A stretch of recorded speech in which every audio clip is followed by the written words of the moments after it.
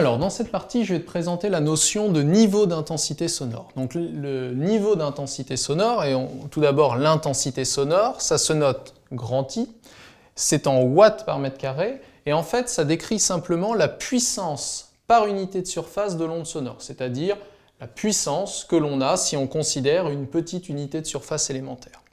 Alors, tout d'abord, on pourrait s'intéresser à l'intensité sonore qu'on a en fonction du nombre de sources sonores. Donc on va considérer qu'on a un instrument de musique, qu'on se place à peu près 1 mètre de cet instrument de musique, et puis eh bien, cet instrument de musique va émettre une onde sonore, et nous, l'intensité sonore qu'on va recevoir, on va la noter grand I. Donc ça, c'est l'intensité sonore que l'on reçoit à 1 mètre d'un instrument de musique. Et bien si maintenant on met 2 instruments de musique et donc on est toujours à 1 mètre, l'intensité sonore qu'on va recevoir, ça va être 2I. Puis 3i si on a 3 instruments, puis 4i, etc., etc. Donc tu as compris ce que ça veut dire, c'est que l'intensité sonore est additive, c'est-à-dire que plus on a de sources de bruit, plus on a d'intensité sonore et on les somme, ces intensités. Alors maintenant, on pourrait s'intéresser à l'effet de la distance. Donc maintenant, on va considérer qu'on a un unique instrument et on va se placer à 1 mètre de cet instrument comme tout à l'heure. Et donc on va noter grand I, l'intensité sonore que l'on reçoit si on est à 1 mètre. Maintenant, imaginons qu'on se déplace à 2 mètres. Eh bien, l'intensité sonore elle va être divisée par 2. Et puis, si on se déplace à 3 mètres, l'intensité sonore va être divisée par 3, etc., etc. Si bien qu'en fait, l'intensité sonore va décroître inversement avec le rayon.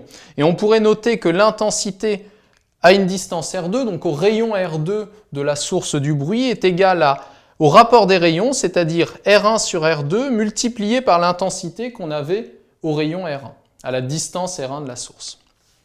Ok.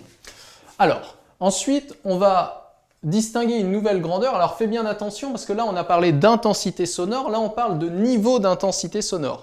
Alors, attention, ces grandeurs ne sont pas les mêmes. Donc, le vocabulaire est ici très précis. Donc là, on est au niveau d'intensité sonore. Donc, le niveau d'intensité sonore, celui-ci, va se noter grand L.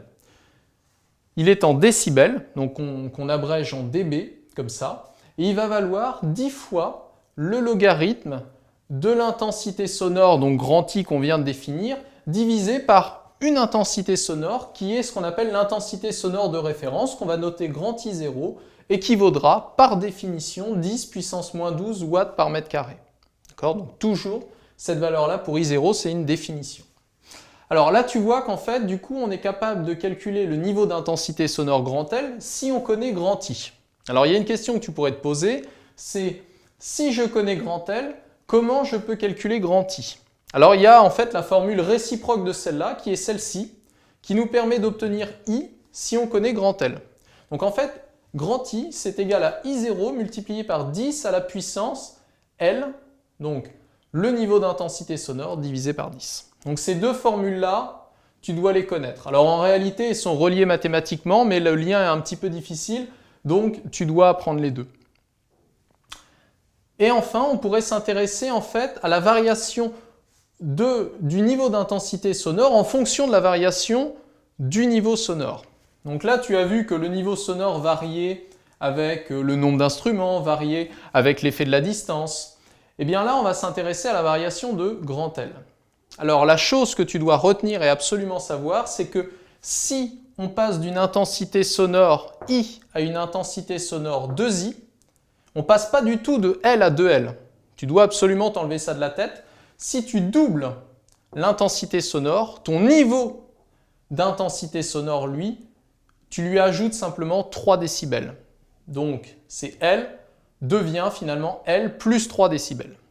De la même manière, si tu divises par 2 ton intensité sonore, ton niveau d'intensité sonore n'est pas du tout divisé par 2, tu vas simplement lui enlever 3 décibels.